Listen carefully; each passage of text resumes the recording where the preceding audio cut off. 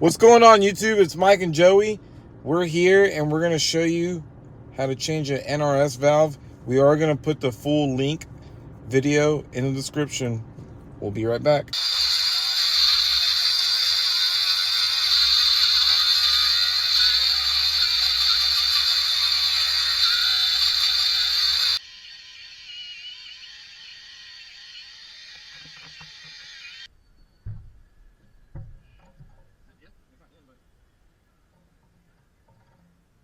Yeah, now you can slide it in. I'm just trying to get it right around it, you know. Like that? Yeah, we should be able to get the bottom ones off,